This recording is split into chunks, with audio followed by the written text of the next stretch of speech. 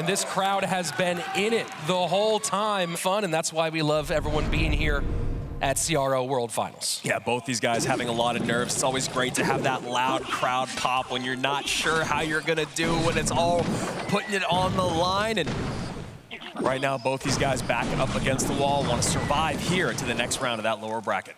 Two different miner looks, miner with bomb tower for Arden, but miner mortar for Wallace. And that bomb tower plus goblins did put Arden in a bit of an elixir hole very early in this game. And for people maybe wondering why we're starting to see so much mortar, it's because it matches up so well against E-Giant Lightning. It's one of the tankier buildings out there. It doesn't shoot the E-Giant when it's up close, so it can't reflect it back.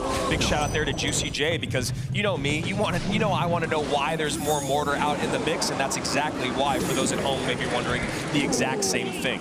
Poison plus the high mortar in for the Loon.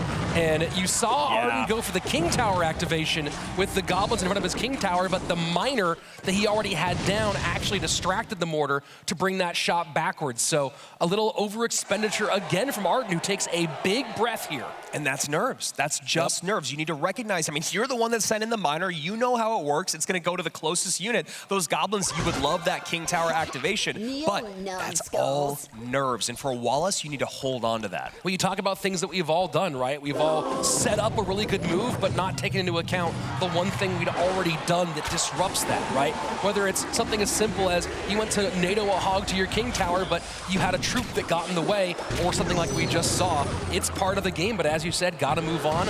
Right now, though, it's Wallace moving into a great advantage with 2198 on that left-hand side, and now an Evo Mortar Lock plus the minions on the Loon on the right-hand side. Wow, and just a really aggressive push that doesn't go anywhere there for Ardentoas. Now Wallace running away with the lead here. Wallace has run Evo Mortar 16 times this season, but only at a 56% win rate, looking to add to it here.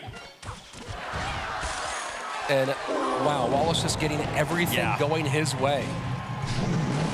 And now Arden setting up with a balloon in the back. I mean, I feel like he's really feeling the pressure right now, but you know, he's still got a good amount of health on his towers. He doesn't need to make anything crazy happen this early on, and that's a nice miner to pull everything back and get the balloon right up front. Yeah, look at that low mortar, just controlling, giving the Little Prince time to take that Loon down and also get him cycled back around to the next mortar, which he does have. Yeah, and that is just an easy cleanup. That Evo'd Archer, though, causing a little bit of problems, so minions come out up high, and Wallace just seems to have every answer he needs here for Arden. He's playing very calm, and you can see him kind of grooving right now. Yeah. I don't think they have any music in those headphones, but maybe he's got some music in his mind. Just a screaming white noise that he's dancing to. And a beautiful high poison there, going to get on top of everything, turning everything around again. And I think what I'm recognizing here, Rich, is that Arden isn't really innovating his pushes. He's just kind of running against the wall and hoping it's going to break through, but you're playing against Wallace here, not me. Yeah, that's a very important distinction. All right, here we go. Does the Evo Mortar retarget? No, the Archer will stay alive. But again, the bomb tower up here, that's a pretty hefty expenditure. But when you look at what Arden has available, there's not much he can spend differently to control that mortar and not waste elixir on pretty much a dead job. Yeah, and there you see here, Wallace just goes, okay, you're going to start setting up a push to the left. I'm going to set up my mortar here. But the thing is he's got those skellies, he's got the Ice Spirit, that Little Prince, and those minions, and he's going to be able to cycle back around to another mortar. So, and another poison. And there's the poison. Now he's got the minions up high. Doesn't even need to drop anything else here. He can use the mortar on the left-hand side.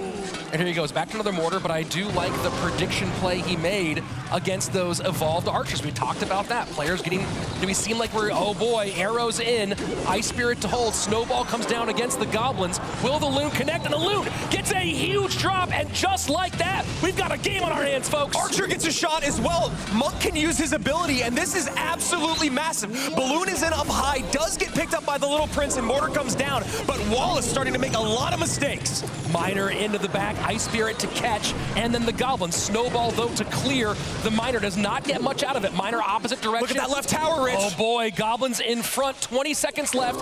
865, 750. Evo Archers plus Monk up high. Poison out of cycle now. Miner going to go in here for Arden and Wallace.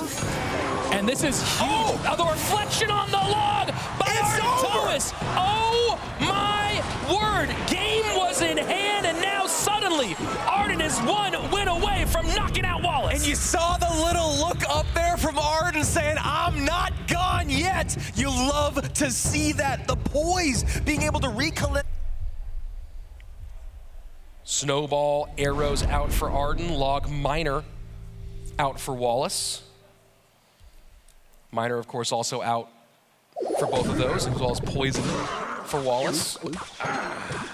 Maybe it's his turn to go Loon or Ram Rider. Bye-bye. E-Giant is open for Arden. And Wallace just sitting back, waiting to see Lumberjack. Lumberjack has been paired with Ram Rider the most in this competition, but could also be Balloon now that we're seeing Bowler. Wallace has been enjoying playing bridge spam variations, and now it's RG Bowler Ghost for Arden. Is the Lumberjack in that deck that you were talking about earlier? Oh, never mind. Now we know exactly where it is. We're going to the skies.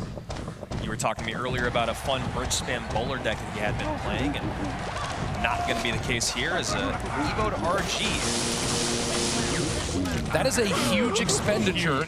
You are getting a positive trade there, right? You're getting 8 off the board for 6. Lumberjack, though, does still shred a Royal Giant. Yeah, I mean, you're getting a lot of value there. I just don't know if you want to spend that much in single elixir here, and now we should see a good amount of damage coming in for Wallace.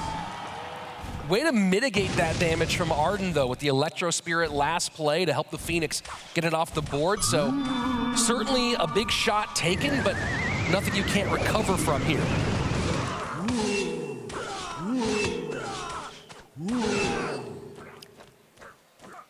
Lightning does have some good targets, especially that Electro Dragon, as we've already seen. And a very aggressive Royal Giant evoed at the bridge, and no NATO in cycle, so gonna have to use a freeze instead, and you know, Wallace pretty happy with that.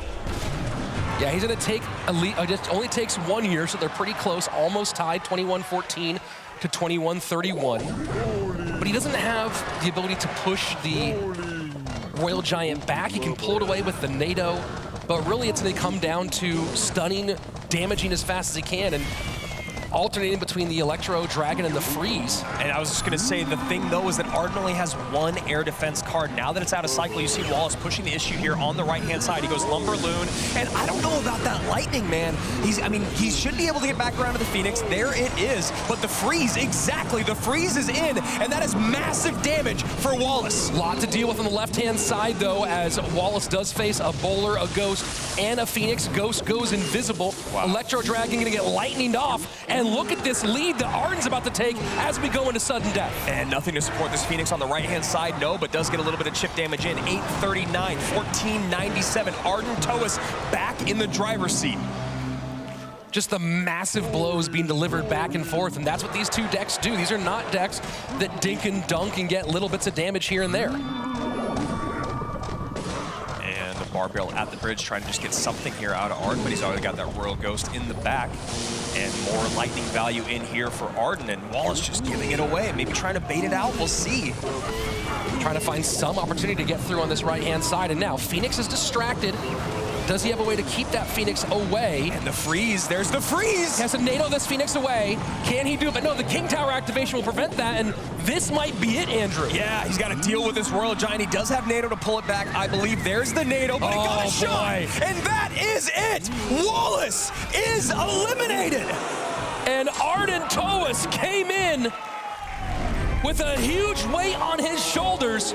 2 wins at World Finals, and suddenly he finds himself in a whole new world. Now he's in an absolutely different class of competitor. Look, you open up day 1 with a win. You lose to a former world champion. You're sent down below, and you battle through a very tough game 1. He stole it, and now it feels like he is just as S-tier as everyone else there in the world.